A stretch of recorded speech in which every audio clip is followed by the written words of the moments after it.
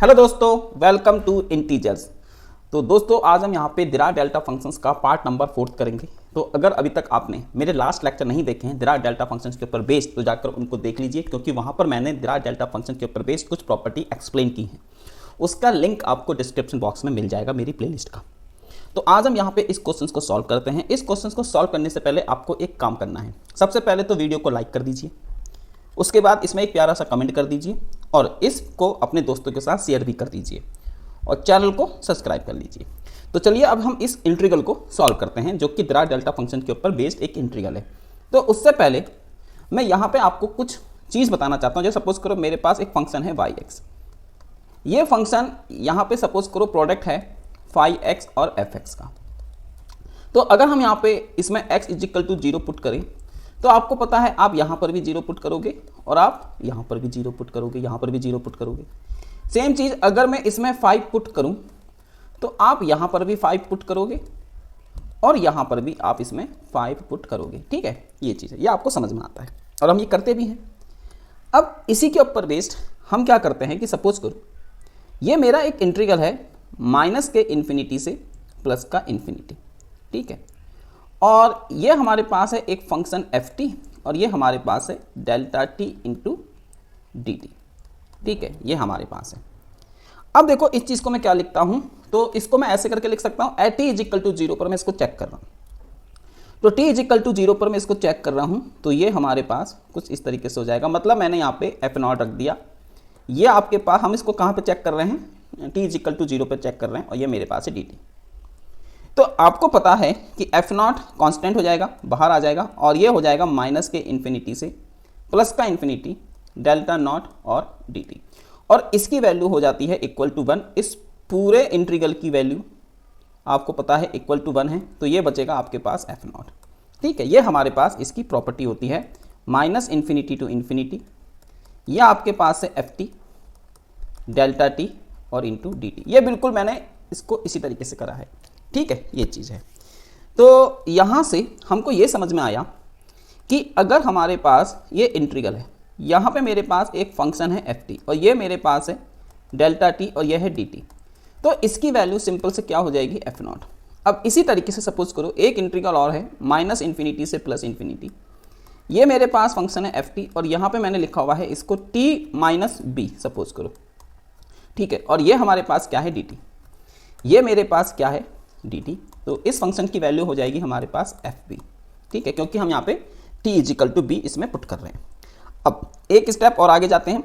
अब सपोज करो मेरे पास जो फंक्शन है वो कुछ इस तरीके का है ft, ये इंटीग्रल है, यह है डेल्टा और यहाँ पे आपने लिखा है इसको at - b और इंटू dt।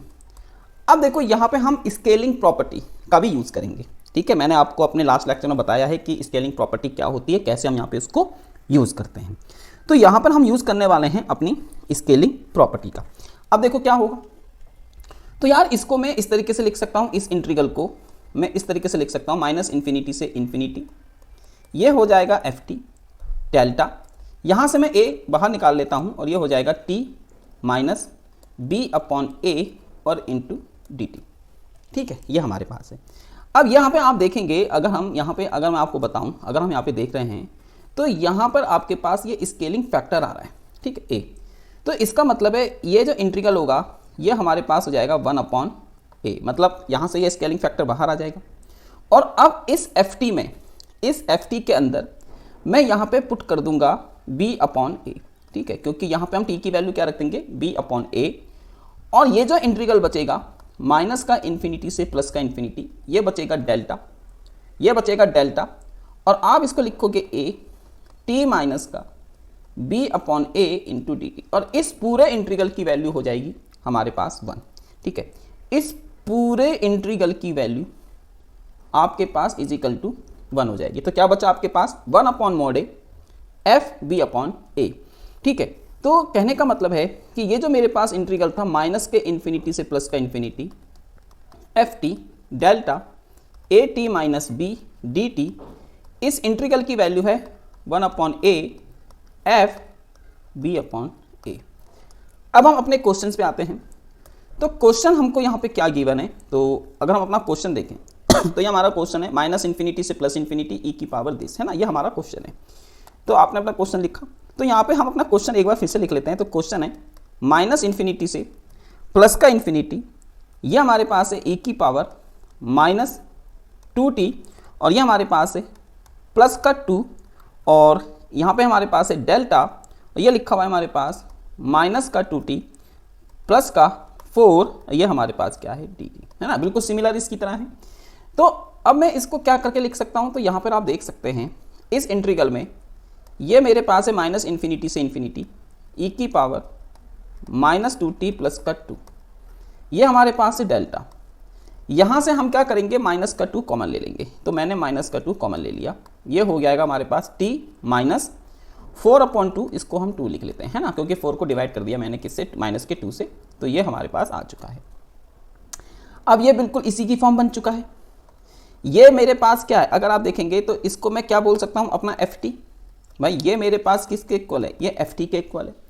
तो यहाँ से अगर आप देखेंगे, ठीक है, अगर आप यहाँ से इस चीज़ को समझते हैं तो ये हो जाएगा इजिकल टू, ये मेरे पास है 1/mod है, तो इसको आप लिख लेंगे 1/-2, ये हमारे पास क्या है f। अब f क्या है हमारे पास b/a, तो यहाँ पे b की वैल्यू कितनी है आपके पास 2, तो इसमें आप इसको पुट कर दीजिए, ठीक है।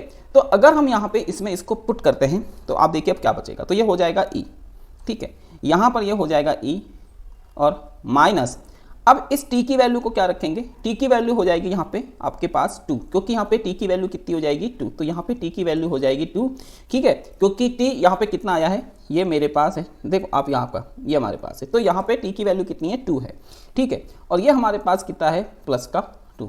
इस तरीके से आपने इसको सॉल्व किया। तो अगर हम इसको देखें, ठीक है, अगर मैं इसको देखूँ तो ये हो जाएगा 1/2, ये मॉड वाला, और e की पावर -4 और प्लस का 2, तो ये हो गया है 1/2 e की पावर -2। तो आंसर ये आ जाएगा हमारे पास दिस, ठीक है। तो आंसर हमारे पास क्या आया 1/2 और e/e²।